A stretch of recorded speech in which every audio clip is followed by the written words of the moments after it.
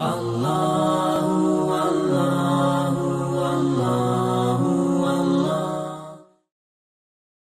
Bismillah wa salatu wa salamu ala Rasulillah sallallahu alayhi wa sallam, amma ba'd. Assalamu alaikum wa rahmatullah. Wa alaikum assalam wa rahmatullah. So there are three questions that the questionnaire asked. Number one, so I'll go one by one, inshallah. Are we allowed to suggest haram or non-zabiha restaurants to non-Muslims? For example, when they ask if there are any restaurants nearby, etc. So the question, everyone stood, are we allowed to suggest haram or non-zabiha restaurants to non-Muslims? There's a hadith in Sahih Muslim.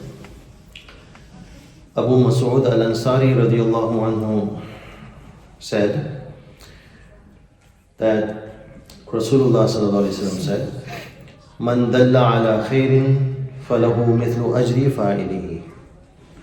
That whoever guides someone to goodness, whoever points out to someone for goodness, will have the reward like one who did it. What does that mean? Meaning, let's say, I say to Kamran Bhai, where's ISGL? Can you please tell me where's ISGL is? So Kamran Bhai said, okay, you go there and this is it. So when I come here, I'm praying, I'm doing Quran, I'm doing the reward also Kamran Bhai is getting. Man dalla ala khairi kafa'ili. So think about it. If someone asks me, I need an address to the casino, and I say, yeah, you go there and just turn right and left and go there. So the person is going gambling, drinking, whatever. So we can understand from the hadith, right? That a person who indicates or suggests something, then it is as if he has done it. We all know this, right? A person will be sinful if a person is suggesting haram, pointing out towards haram. A person will be sinful.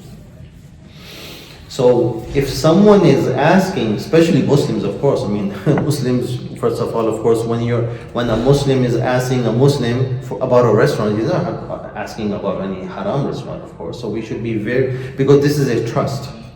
Whatever restaurant you're going to suggest and that Muslim brother or sister goes to that restaurant, you're also liable for that. If na'udhu he's or she's there eating haram or anything. So we have to be very careful of what restaurant, those restaurants that are trusted, guide them towards that. Okay?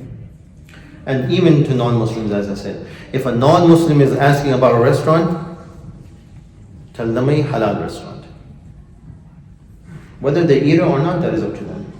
So this is the first question. Number two, if we purchase any food that's haram unintentionally, let's say, for example, you're always looking into the ingredients and all that, but you came home and you missed something, an ingredient, it's haram.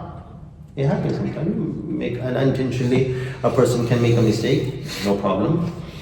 Upon finding out it's haram, can we give that food to a non-Muslim or simply give it to animals instead of entirely throwing it away?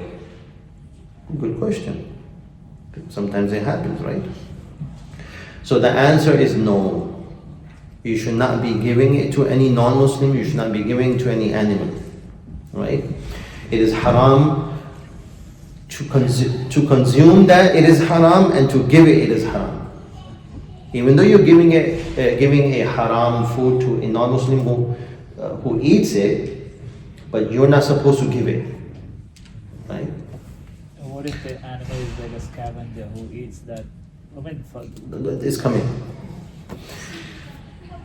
The only thing that you can do is throw it away. Number one. Number So now, If we can simply return now, huh? if we can simply If we can return it, yeah, if we can return it, that is a good thing to do. But let's say, for example, you cannot return it. So there's something that you cannot return, just throw it away, okay? And at that moment, if some non-Muslim picks it up or an animal eats it, no problem, there will be no, sin on you. You throw it away. If an insect and animal is eating it, that is something else, okay? Number 3.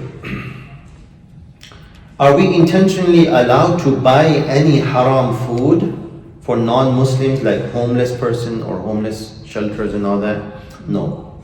Again, as I said, it is not allowed in Islam to eat, it is also not allowed to give haram to someone else.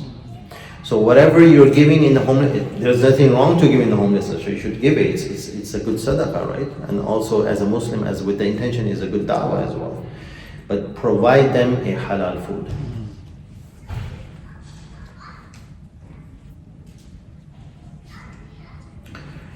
Assalamu alaikum wa alaikum salam wa rahmatullah. I just found out that my general doctor, who is a male, is an homosexual, gay. What is the Islamic ruling of getting medical care from a gay doctor who may need to view your private parts for medical necessity? Okay, this is the principle. When choosing a general doctor or receiving medical care, the doctor's sexual orientation or deviance is generally irrelevant. You have to understand this. This is a principle, right?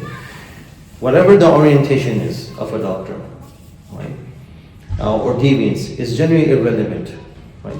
Number 1. Number 2, as long as that doctor, he or she is practicing, acts professionally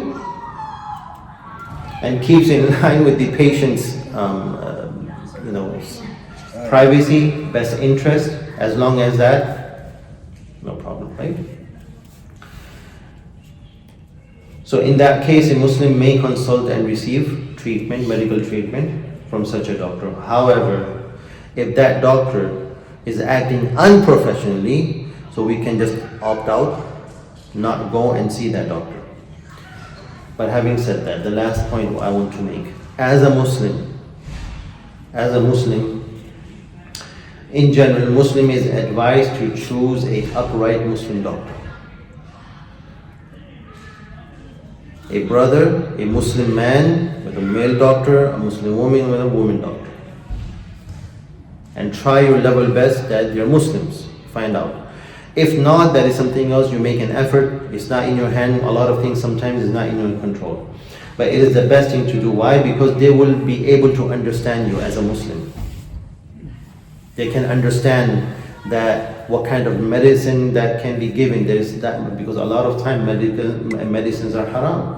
They have animal ingredients and whatever it is in it. So at least you can tell them and they can understand that, or any type of treatment or anything that they can understand. So because one Muslim to another is the best interest of the Muslim patient. The doctor will know that this is my patient that is a Muslim or a Muslimah, then they know how to treat them, how to talk to them. So that's the best thing. Assalamu alaikum wa rahmatullahi wa barakatuhu. Wa alaikum assalam wa rahmatullah.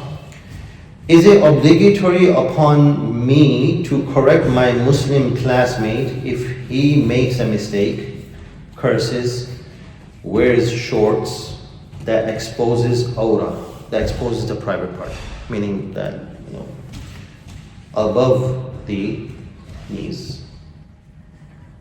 Understand this. Every human being has a right. Parents have rights, children have rights, siblings, brothers and sisters have rights, neighbors have rights, regardless they're Muslims or they're non-Muslims. We all know this, right? But especially, of course, we have a more right towards our Muslim brothers and sisters in Islam, because one is they're human beings, the second is they're Muslims. Allah subhanahu wa ta'ala mentions in the Quran in many places as well as in the ahadith that one Muslim should be supporting another Muslim in good, in joining good, and forbidding evil. Right? وَتَعَاوَنُوا عَلَى الْبِرِّ وَالتَّقْوَى وَلَا تَعَاوَنُوا عَلَى الْإِثْمِ وَالْعُدْوَانِ. Allah says that support one another in righteousness and piety. That is why we always just remind our brothers and sisters, do good, pray, fast, this, sadaqah and all that, right? We remind them and remind ourselves. وَلَا تَعَاوَنُوا عَلَى الْإِثْمِ وَالْعُدْوَانِ. And do not support one another in sins and transgression. So if we see our brother Muslim or our brother or sister, right, doing something that is against Islam, yes, why not? We should be kindly, we should be telling them, stopping them what they're doing. And there's a hadith in Sahih Muslim, Rasulullah sallallahu alaihi wasallam said, "Man ra'a minkum munkaran falyughayyirhu biyadihi, فإن لم يستطع فبلسانه فإن لم يستطع فبقلبه وذلك أضعف الإيمان." Or كما قال عليه الصلاة والسلام. That Rasulullah sallallahu alaihi wasallam, whoever of you witness a vice, a sin, something is going wrong, you're witnessing it, so he should change it with his hand. Stop it with his hand. If he is unable to do that, then from his tongue, say something about it.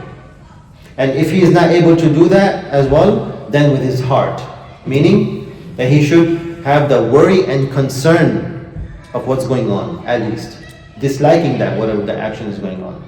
And Rasulullah sallallahu alaihi wasallam said, وَذَلِكَ أَضْعَفُ الْإِيمَانِ. This disliking it in the heart, that's the weakest of iman. If a person has that. And if a person doesn't even have that, meaning that he's seeing something that is wrong and does not affect his heart, there's a problem. There's a big problem of that person in the heart. Right? So, yes, we should, when we see something wrong, someone is doing or saying or whatever, clothes, whatever they're wearing is against the Sharia, against our Islamic values, talking in a way that it is against our Islamic values. So yes, we should correct them. But again, our Islam is so beautiful that every step of when we take, there's etiquettes of each and everything to do. There's a wisdom, a wise way to approach those people. It is not that right in front of everyone you're just telling them and this is not the way. We should be very wise how we approach this situation and how we relate the message. With kindness, with compassion. It is our own responsibility. Yes, it is a responsibility of every Muslim to do that. If we see something wrong, we should take them very separately, kindly, and say, "Look, brother or sister, you said this way. You said these things, or the clothes are not properly, and whatever the question was asked about the shorts and all that, right? So we should relate the message. This is your responsibility. They accept it or not, that is theirs. You have done your responsibility. You have done your job." And that's it for today. سبحانك اللهم وبحمدك نشهد ان لا اله الا انت نستغفرك ونتوب اليك. الله الله